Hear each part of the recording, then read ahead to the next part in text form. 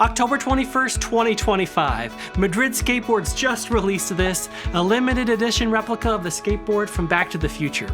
Only 2,025 of these were made worldwide, and if you know why that date matters. This is a Valterra skateboard, the same board that Marty McFly rode in 1985, and for a lot of people, this is skateboarding. This one image, Michael J. Fox kicking up his board, the purple splatter graphic, that's what made them want to skate. But here's what a lot of people don't know. Valterra was a real brand that existed before the movie. They weren't some Hollywood prop company. They were making boards in toy aisles across the country, and their story, it's way more interesting than just the movie board. When I dropped my Veriflex and Nash videos, Valterra kept coming up in the comments. People said stuff like, do Valterra next, or I had the McFly board. So I dug into their history, and what I found really surprised me. This is part 3 of Gateway boards. Veriflex had a pro team before hitting toy aisles. Nash was always a mass market giant, but Valterra, they became famous by accident through one of the biggest movies of the 1980s. This is the story of how an RV parts company made skateboards, landed in Back to the Future, and accidentally introduced millions of kids to skating. Okay, so Valterra didn't start with skateboards, not even close. In 1971, a guy named Bert Grangs founded a company called Grantech in Burbank, California. They made plastic injection molded parts, specifically RV plumbing. We're talking about waste valves, RV toilets, that kind of thing. Not exactly glamorous. But in the 1970s, when skateboarding was booming again, since they had the injection molding equipment, they tried to cash in on the fad by making those plastic banana boards that everyone remembers. The Grantech GT Coyote 2 and the GT Spoiler were fairly popular back then. When Bert retired in 1981, his son George took over and renamed the company Valterra Products. RV parts were still their bread and butter, but in 1984, George saw skateboarding starting to gain traction again. Urethane wheels, wooden decks, the whole modern skateboarding thing, and he thought, we can do this. So in 1984, Valterra launched a new skateboard line, not plastic banana boards this time, real wooden decks with graphics. They positioned themselves exactly where Nash and Veriflex were, the toy aisle, department stores, Kmart, places where parents actually shopped. And here's the twist. They partnered with Madrid Skateboards to make the actual boards, at least in the beginning. Madrid was the real deal. Jerry Madrid had been making surfboards and skateboards since the 1960s. He had pioneered modern concave deck designs, so when Valterra launched in 1984, they went to Madrid to press the wood. And this meant those early Valterra boards were actually better than what you'd expect for a toy store brand. They had Madrid's quality construction underneath Valterra's flashy graphics. It was a smart partnership. Valterra got credibility, and then Madrid got volume business. Now, like most toy store brands, Valterra eventually moved production overseas to cut costs. So if you had a Valterra later in the 80s that felt cheap, that still makes sense, but those early boards, including the ones that ended up in Back to the Future, those were legit Madrid quality. And that partnership is what got them into Hollywood. In 1985, Universal Studios reached out to Madrid Skateboards about product placement in a new Steven Spielberg movie. The catch though, it would cost $50,000. Jerry Madrid had 2 problems with this. First, he didn't have that kind of money in his budget, but second, and maybe more important, the real money would come from mass market sales after the movie. Kids would see the board on screen and then want to buy it at a Kmart or Toys R Us, and that's where you'd make back your investment. But Madrid was a high-end manufacturer. They made boards for pros and skate shops, and Jerry didn't want to flood the mass market with cheap boards. That wasn't the Madrid brand, so the $50,000 investment just didn't make sense for Madrid's business model. But for a toy store brand like Valterra, that's a perfect fit. And what's interesting too is that Jerry had never even heard of Steven Spielberg. Nobody knew how big this movie would become. So Jerry called up George Grangs over at Valterra. He proposed a partnership, split the $50,000 cost at $25,000 each. Madrid would still get some screen time without diluting their brand, and Valterra could sell to the mass market, which is exactly what they wanted to do. Valterra said yes immediately since it was a perfect fit, so they went in together. Madrid would manufacture the boards, and then Valterra would get the branding. Both logos would be featured. It was a great deal. The board itself, it was one of Madrid's pool-style decks, a typical 80s shape that they were already making tons of. And then the splatter graphic, that one was Valterra's design, but it was clearly inspired by Madrid's popular explosion graphic. Jerry said the explosion deck was doing really well at the time, and it could have easily been the one featured in the movie, but since they went in with Valterra, they used a similar paint splatter look instead. And here's a fun detail. The boards in the film actually have tracker trucks, but only because Jerry Madrid's own truck company, Underground Trucks, was wasn't ready in time. They literally spray painted tracker trucks black at the last minute. The board was never supposed to have trackers at all. They slapped Madrid stickers on the top and bottom, just enough for some subtle on-screen branding, and the result was one of the most iconic skateboards in pop culture.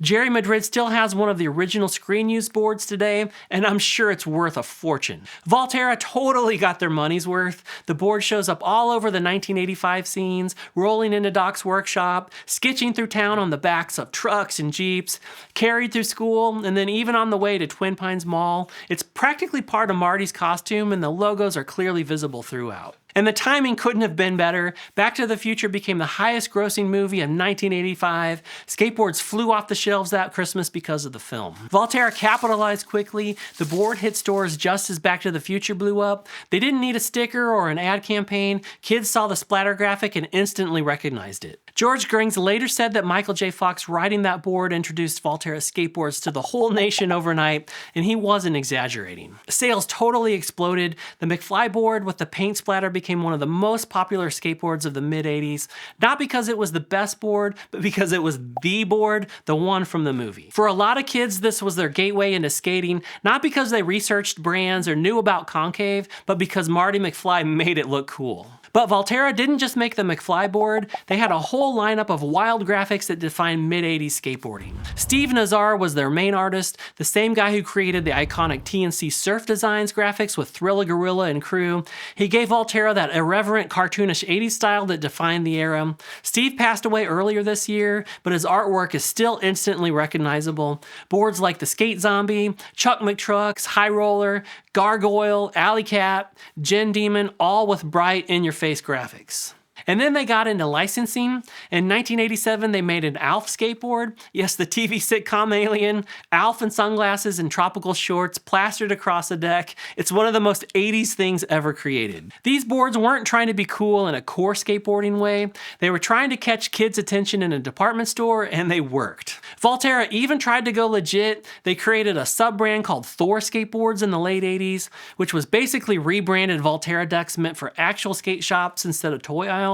It didn't really take off. Their image was too firmly entry-level to break into the pro shop scene. But for what they were, affordable, fun, accessible boards, they totally succeeded. Like Nash and Veriflex, Valterra got tons of kids skating who might not have otherwise. The boards weren't great, but they were there, and sometimes that's what matters most. The success of Back to the Future also led to other film work. Madrid did boards for Thrashin' in 1986, and then decades later, Stranger Things came calling asking for authentic 80s boards. By the late 1980s, the skateboard boom was cooling off. The same crash that hit Nash and Veriflex hit Valterra too. Fewer kids were asking for skateboards, retailers cut back on inventory, and the mass market segment shrank. Around 1989 or 1990, Valterra quietly stopped making skateboards. There was no big announcement, no dramatic exit. They just shifted focus back to what they'd always done: RV parts, plumbing supplies, and pool accessories. Throughout the 1990s and 2000s, Valterra grew massively in those industries. They acquired other companies, expanded product lines, and became a powerhouse in RV aftermarket supplies. By the 2010s, if you mentioned Valterra to someone, they'd think of RV toilets, not skateboards. The skateboard chapter just closed, the partnership with Madrid had ended, the graphics were retired, and Valterra moved on. But the legacy didn't disappear. Those boards, especially the McFly splatter model, lived on in people's memories, and eventually nostalgia came calling. Madrid first brought the McFly board back in 2010, just 25 decks for the 25th anniversary. Then came a bigger run in 2015 for the 30th. They were limited edition, came with certificates of authenticity, and almost sold out immediately. Collectors went crazy. The same board that once sold for $30 at Kmart was now going for hundreds, sometimes more. Madrid kept refining the replica with each release, including another run in 2019. With each version, they got a little closer, adjusting the shape, the grip layout, and other small details to better match the original screen-used board. And then came 2025, the 40th anniversary of Back to the Future, and Madrid and Valterra teamed up for the ultimate release. Only 2,025 complete boards worldwide, a reference to the current year, and then 1,985 decks honoring the year of the film. This is one of them, and Madrid went all in on accuracy this time. These wheels, the original flywheel molds, were completely lost to time. The companies that made them don't even exist anymore, so Madrid recreated the molds from scratch using Jerry's last remaining originals. For the first time in 40 years, these are accurate. They're even embossed, not printed like the previous reissues. The deck itself is now the correct length with a more rounded nose, matching the exact shape of the original screen use board. Previous versions were just slightly off. These truck copers, Madrid hand sanded the molds to get the curves exactly right. The previous versions were too long and the wrong shape, but these ones are spot on. The trucks are now the correct width. The old ones were too wide and Madrid fixed that. So yeah, the original screen use boards had tracker trucks that were spray painted black at the last minute, but these 2025 replicas, they use Cadillac trucks instead. And that's most likely a practical choice that avoids licensing costs while still nailing the look. And the graphic is dialed, the colors, the placement of the stickers, and yeah, these are stickers, they're not screen printed on there, just like the OG was, both on the top and bottom. They studied the original screen use board and matched everything, and this isn't just a replica anymore. Outside of the trucks, it's basically exact. But what about the bigger Valterra comeback? Well, that's where it gets interesting. Madrid now owns the Valterra Skateboards trademark. They picked it up after the original company let it lapse, and the plan isn't just to keep doing limited reissues. Long term, they're looking to relaunch Valterra as a full line of entry-level boards, something that could sit on shelves at Target or Walmart, but with way better quality than what's out there now. These wouldn't compete with Madrid's pro-level gear. Instead, they'd be true gateway boards, solid construction, cheaper components, and all the classic Valterra graphics from the 80s. Basically, affordable boards that ride better than most of the junk in big box stores, but still feel fun and nostalgic. Earlier this year, Madrid's brand manager, Eagle Barber, said they probably won't launch anything beyond the McFly boards until 2026. So it's still brewing. The Instagram account and website are live, but they're fairly quiet. Whether it becomes a full brand revival or just stays a side project, we'll have to wait and see. Either way, 40 years later, Valterra Skateboards are back, and Madrid's the one keeping the story alive. So what's the legacy of Valterra? From a business perspective, it's a fascinating story. An RV parts company that dabbled in skateboards, landed in one of the biggest movies of all time, rode that wave for a few years, and then went back to making toilets and thrived at it. From a skateboarding perspective, Valterra occupies a unique space. They never had a pro team, they never won contests, they were always a toy store brand. But they became the board that non-skaters recognize. Mention the skateboard from Back to the Future and people immediately picture that purple splatter graphic. That's cultural impact that many core brands never achieved. And for thousands of kids in the mid-80s, Valterra was the gateway. Not because it was the best board, but because it was connected to something bigger, a movie, a character, a moment in time that made skating look impossibly cool. Okay, so that's the trilogy. Veriflex had pros, Nash was everywhere, and Valterra became famous by accident and somehow made the biggest impact of all. So what about you? Did you have a Valterra? Did you get one because of Back to the Future? Drop your story in the comments. Quick shout out before we wrap up. While I was researching this episode, I went through tons of articles, videos, forum threads, and they were all helpful, but the Bones Brigade audio show podcast was next level. My friends Matt and Larry over there are a gold mine of skate history. They've done a couple of episodes that dive deep into Back to the Future, Madrid, and the Valterra connection, with amazing interviews from Jerry Madrid and brand manager Eagle Barber.